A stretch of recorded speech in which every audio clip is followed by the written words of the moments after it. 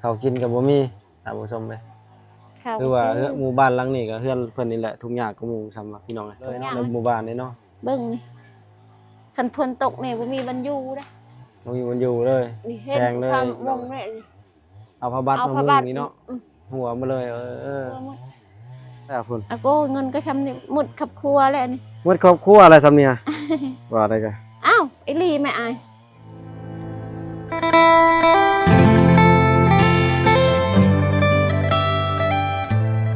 กับสบายดีพ่อแม่พี่น้องมาสู่ขู่สู่คนพี่น้องเอ้ยคลิปนี้มาที่หมู่บ้านแห่งหนึ่งพี่น้องบ้านโคกปูนเด้อท่านผู้ชมเด้อมาบ้านน้องอ้อยท่านผู้ชมมาแวะมาเยี่ยมมายามต่อไม้มื้อนี้ก็สิมาช่วยเหลือเพิ่นนั่นแหละพี่น้องเอ้ยสบายดีน้องอ้อยสบายดีมาแต่ไสน้องเดี๋ยวบอกทิศทายกองหลังเด้อท่านผู้ชมเด้อสบายดีน้องอ้อยสบายดีโอ้มาแต่ไสล่ะมาตะลินบ่ตะลินกลางบ้าน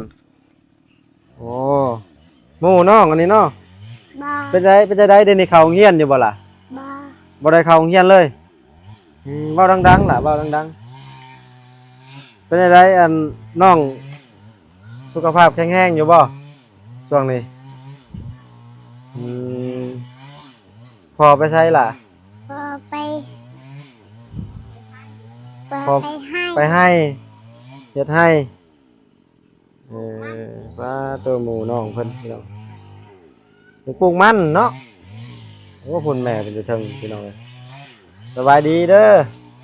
สบายดีไปขึ้นทางเฮือนพุ่นล่ะสิเบิ่งทางเฮือนก่อนไปขึ้นนำกันเนาะ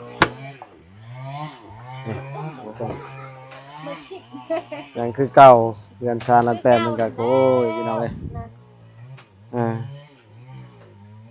พี่น้องเอ้ยยังคือเก่าเส้นเดิมเป็นจังได๋ช่วงนี้ข้าวน้ำซ้ำปลาเป็นจังได๋ซื้อน่ะเป็นไดน้องอ้อยบ่ได้เป็นหยังดีมาแล้วตุ่มกันเนาะยังนี่เป็นนี่เพื่อออกแบบนี้แหละมันออกเบิ่งคันคายเนาะแต่หมดก็โตมาตอนนั้นพี่น้องแม่เพิ่นเมื่อยลูกแป๊ดนแล้วเนาะใครนี่แหละพี่น้องเดี๋ยวนี้สบายดีแล้วบ่แม่นท้องอีกแล้วบ่นี่ฮะเอ้าท้องอีกแล้วจะได้บาทนี่ใหญ่ขึ้นแล้วบาทนี้พี่น้องเอ้ยจักเดือนแล้วนี่6 เดือน6 เดือนแล้ว6 เดือนนี้แหละเสียวลูกแล้วพี่น้องเอ้ยเอาอีกเอายังผู้หนึ่งพ่อเอาอีกผู้หนึ่งโอ้จะได้ไปกวดยงหมอบ่ท้องนี่บ่ได้ไปเลยบ่ได้ไปเป็นยังจึงบ่ไปบ่อยากไปบ่อยากไปหรือบ่มีเงินบ่มีเงินแหน่เขาบ่ได้เอาเงินติบ่หรือใดเขาเอาแหละไปฝากเขาเอาบ่ไปฝากท้องนี่เขาเอาเท่าไหร่จักแล้วเขาบ่เคยไปบ่ได้เอาที่เอาก็บ่แพงมันดำ 4-50,000 เป็นแสนนี่ติบ่ชำนาญได้เทื่อพี่น้องเอ้ยท้องอีกแล้วลูกเพิ่นเฮ็ดบ่ได้ไปไสนี่ฮะบ่ได้ไปไสบ่ได้ไปแล้วแบบนี้เลยอยู่ในเฮือนนี่แหละบ่ได้ไปไสแบบท้องเลยเด้เนาะท้องใหญ่แล้ว6 เดือนแล้วพี่น้องเอ้ยยังอีก4 เดือนก็ออกแล้วเกิดลูกได้สิเกิดอยู่มอบ่หรือเกิดอยู่นี่เลยยังบ่ฮู้แล้วว่าจะพี่น้องเกิดอยู่ห้องหมอจะเกิดอยู่เฮือนนี่แหละแต่ตัวจะเกิดลูกตัวอันเกิดแล้วเพิ่นอันขออนุญาตเพิ่นอันนั้นบ่อยู่นำนั่นเพิ่นเกิดอยู่เฮือนบ่เลยเกิดอยู่เฮือนเลยเนาะอันนี้จักแล้วอันนี้จักอยู่เฮือนจักอยู่ในห้องหมอแล้วจักแล้วไปห้องหมอแล้วเว้าเขาก็บ่เอาเงินหลายดอกไปเกิดกับเขายังบ่ฮู้นี่โดยเพิ่นบ่มีเงินได้พี่น้องก็ไปห้องหมอบ่ได้ไปห้องหมอเกิดลูกก็เกิดอยู่เฮือนตอนช่วงลูกคนทำบิดคนที่2นะพี่น้องเกิดอยู่เฮือนเลยแม่นบ่แม่นเกิดอยู่เฮือนแล้วมาในลูกเพิ่นนั้นบ่สบายพี่น้องเพิ่นเสียแล้วพี่น้องแต่ดนแล้ว ถ้าเพิ่นมีเงินเพิ่นก็จะไปโรงหมอแหละแต่ว่าบ่มีเงินจักเพิ่นสิได้ไปหรือบ่นี่ก็คนท้องอีกแล้วพี่น้องเอ้ยข้าวเพิ่นก็บ่ ดี มี อยู่อะดีแข็ง เนาะข้าวกินก็บ่มีท่านผู้ชมเอ้ย ข้าว คือว่าหมู่บ้านหลังนี้ก็เฮือนเพิ่นนี่แหละทุกอย่างก็หมู่ซ้ำว่าพี่น้องเอ้ย ทุกอย่างแล้วคันว่าอยากช่วยก็ช่วยเฮือนใครแน่ โดยทุกอย่างลำบากก็หมู่เลยเนาะในหมู่บ้านนี่เนาะ เบิ่งนี่คันฝนตกนี่บ่มีบรรยูเด้อ บ่มีวันอยู่เลย นี่เห็น แพงเลย ความวงนี่นี่ เอาผ้าบัด เอา มา ผ้า มุ บั ง ด นี่เนาะ อืม หัวมาเลยกลัวหมดมันมีบรรยู ทุกหมู่ในหมู่บ้านท่านผู้ชมเลยจะได้น้องอ้อยก็คนหน้าตาสดใสน่ารักอยู่แต่พี่น้องเอ้ยแต่ว่าเพิ่นบ่มีเงินมีคำบ่ได้ทำได้เรียนคือบ้านคือเมืองเพิ่นบ่ได้เรียนเนาะบ่ได้เข้าโรงเรียนเนาะ ปีหน้านี่ให้เข้าเลย มีหน้าได้ให้เข้า เขานี่ให้เข้าแล้ว เออท่านผู้ชมทุกข์ยากลำบากปากมองหาเงินค้ำก็ยาก ยาก จักสิหาเฮ็ดหยัง บ่ ไปหารับจ้างรับบ่ายกันท่านผู้ชมไปมาแวะหา ได้หา อยู่ ก็ ดี อยู่ มีแห้งอยู่เนาะ อยู่ดี มีแต่เกียมสิเกิดลูกอีกบ่ได้ป้าต้องกินหยังแล้วบำรุงอย่าบ่ ฮะ ร่างกายบำรุงอย่าบ่ลูกอะ บ่มีเงิน กินหยังซะแต่ละมื้อ กินผักหญ้านั่นแหละหน้ำไม้นะว่า กินหญ้าบ่มีนมยังซื้อมากินให้ลูกแห้งๆเนาะมันยังผู้ชายบ่ได้ฮู้แล้วบ่ ยังบ่ได้หูเลย บ่ฮู้แล้วเนาะบัดเกิดบ่ได้จังฮู้เนาะ อืม คือคนในเมืองนั่นเขาเจ้าท้องเขาเจ้าเอโก้ได้เอโก้เบิ่งเลย บ่ อยู่โรงหมอเด้อพี่น้องแต่ว่าเพิ่นบ่ บ่ได้ มีเงิน โก มีเงินลุงหมอบ่ได้ไปเอโก้บ่ได้ไปกวดกาเลยลูกแข็งๆหรือบ่แข็งๆพี่น้องเอ้ยบ่คือคนในเมืองได้พี่น้องเพิ่นรักษาตัวเองบำรุงแม่ซื้อนั่นซื้อนี่ให้กิน อันนี้เฮาก็อยู่สมทุกข์บ่ว่าซั่นซะไปตามมีตามเกิดท่านผู้ชมเอ้ย ตามบุญวัฒนา ตามบุญวาสนาหยังมันสิเกิดก็ให้มันตามบุญตามเวรตามกรรมเนาะ แม่นแหละ ใช้ชีวิตแบบ วิถีชีวิตคนเชื้อชนบทแบบซี่แหละพี่น้องเอ้ยจักสิว่าจังไดเพิ่นก็บ่มีเฮือนมีซ่านบ่มีเงินมีค่ำบ่มีเวียกงาน บ่มี การที่ดีพี่น้องเอ้ยอยู่ตามสมสุขเรือนชาลานแป้นกับฝนตกกับหัวเมื่อทันแหละทุกคนว่าแล้วบ่มีบ่อนอยู่เลย บ่มีบรรยู เอ้า บ่มีบรรยูแล้วคันฝนตก ใครแต่มีดินกับดินอันเขาเจ้าเนาะเขาตั้งเฮือนซื่อๆพี่น้องเอ้ย แม่น ดินพี่น้องเขาตั้งเฮือนอยู่เข้าใช่นะเข้านะ นี่ สอบหนึ่งข้าวสารบ่ เลย เออคือน้ำกินนี่ไปเอาน้ำห้วยพุ่นแหล้วเนาะ น้ำห้วยนั่นแหละ น้ำสร้างบ่ เลย เพิ่นบ่ได้กินน้ำสะอาดได้พี่น้องเอ้ยกินน้ำห้วยน้ำเซ่ไปสิได้นั่งลงเลยล่ะนั่งลงไว้ท่านผู้ชมเบิ่งอยู่นี่นั่งลงเลยเป็นหูบ่ดีได้หลายเออ อยู่ไหนวาย 6 เดือนเนาะเมื่อยอยู่บ่ช่วงนี้เป็นอะไรบ่ได้เมื่อยติ เมื่อยแล้วมันไปบ่ได้นี่มันเจ็บหมดอันนี้ขา เจ็บบ่ มันย่างบ่ได้ไกล อ่าปานนั้นว่าสิบ่เอาลูกเอาอีกแล้วพี่น้องเอ้ย ตั้งเป้าสิเอาลูกอีกแล้วเนาะ บ่อยากได้คือกันน่ะแต่บ่ได้ชักบ่มีเงินก็อยู่ อืม มันมีเงินอยากชักอยู่อยากคุมนั่นแหละมันบ่มีเงิน บ่มีเงินไปซักยา ปล่อยให้มันได้ ใส่ห่วงเอาใส่ห่วง โอ้ยห่วงแห่งบ่มีเงินจะเก็บ แพงบ่ใส่ห่วงน่ะ เว้ยแพงได้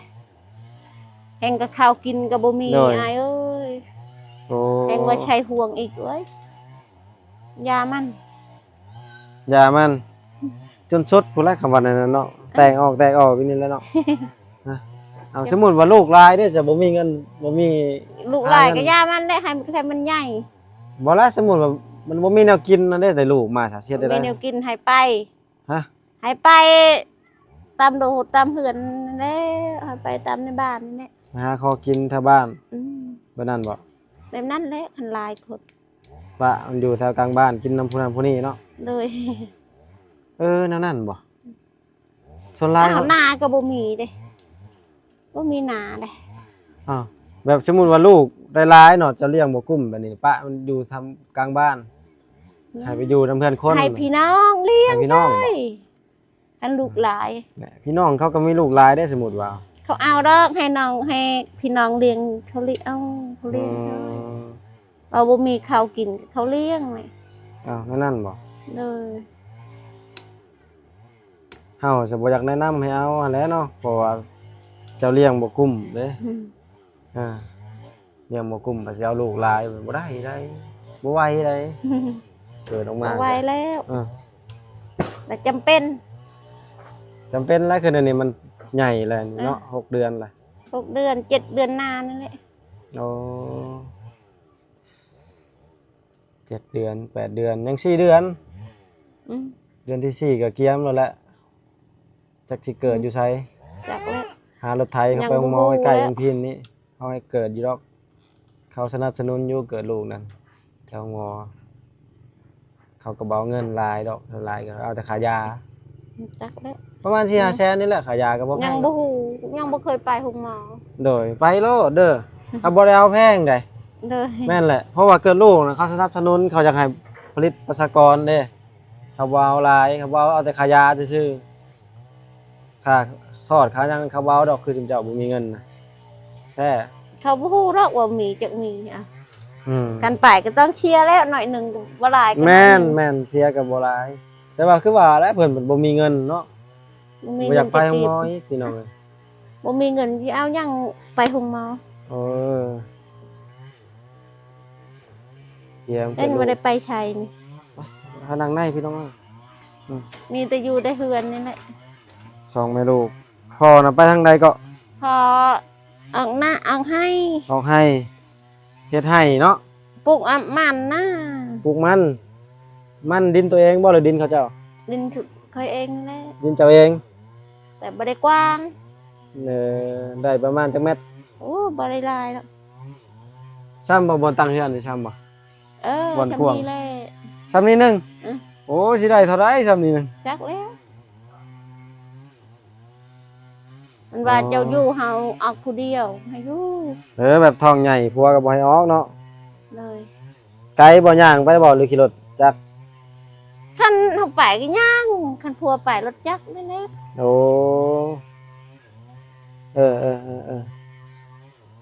ไกลต้นเพิ่นพี่น้องท้องใหญ่บ่มีแนวบำรุงนมป่องหนึงก็ยังบ่มีซื้อและท่านผู้ชมเด้อบ่มีเงินซื้อนมให้ลูกให้บำรุงลูกในท้องไอ้ต้นเพิ่นอยู่ได้ท่านผู้ชมเด้อ เละวานก็ เขากินกันเดือ ปะ สอบเดียวนี่ครับผสมตังอยู่นั่นแหละสอบเดียวน้ำกินก็กินน้ำห้วยก็เป็นอีกหมู่บ้านหนึ่งเป็นอีกเพื่อนหลังหนึ่งเนาะที่ว่าทุกข์ยากพี่น้องเอ้ยใครมีเงินมีคำร่ำรวยกันมาช่วยทางนี้เลยเด้อท่านผู้ชมเด้อพอได้ อ เงิ ยานกได้เฮือนนี่แหละนั่งเฮือนนี่แหละอยากได้ ในเฮือน เลย เลย เฮือนกับสังกะสี เงินกับสังกะสีเนาะใช้สังกะสีเนี่ยพอใจแล้วเนาะ ปัจจัยแล้ว อืม อยากได้ ลอยแคนเลยบัดนี้เนี่ยได้เงินแล้วพุ่น อะโก้เงินก็ทำนี่หมดขับครัวแล้วนี่ หมดครอบครัวอะไรซ้ำเนี่ย ว่าได้กัน อ้าวไอ้ลีแม่อายเอาไว้ให้มันชื่อขนมนี่ เอาไว้ซื้อของปลายังกินแหละบ่ให้กินได้ขนมเลยกินกับข้าว ยุงนานไปแล้ว น้ำกับไปตักน้ำห้วยเนาะอาบอยู่ห้วย เออนะ โอเคพี่น้องเดี๋ยวบ่ทิศสิหยุดคลิปสำนี้ก่อนก็เรื่องราวมื้อนี้เนาะมาก็พบเห็นแล้วเด้นี่ท้องใหญ่บ่มีเงินบำรุงลูกบ่มีเงินไปห้องหมอเพิ่นว่าอีกกวดก็ยังบ่ทันไปกวดซ้ำยังบ่ได้ไปฝากท้องย่านเพิ่นเอาเงินย่านห้องหมอเพิ่นเอาค่ายุกค่ายาพี่น้องค่ายาบำรุงเพิ่นบ่มีเงินไปกวดเลยบ่ได้ไปเกิดลูกก็หวังว่าบางทีเพิ่นอาจจะเกิดอยู่ที่เฮือนเลยบางทีพี่น้อง เราจะมากรอกไว้เด้อ บ่มีเงินมีคำไปห้องหมอเด้เนาะเดี๋ยวถ้าเบิ่งนํกันอีกรุ่นนํกันอีกโอกาสหน้าสิมาแวะหาเพิ่นอีกพี่น้องเอ้ยมาโอกาสหน้าจึงเอาเครื่องตอนเครื่องฝากมาให้เพิ่นมาสุดนี้บ่มีหยังให้เด้อ เด้อ เนาะ เด้อเด้อ เอามาสุดหน้าจึงเอามาให้พี่น้องเอ้ยสังซี่ก่อนพี่น้องบ่ทิศก็สิขอปิดคลิปตรงนี้ก่อน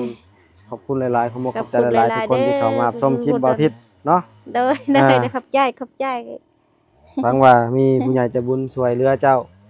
เนาะ ขอบใจ อืม โอเคพี่น้องเอ้ยสำนีก่อนมาไปก่อนเด้อล่ะเด้อบ๊ายบาย บ๊ายบาย บายอยู่ดีมีแห้ง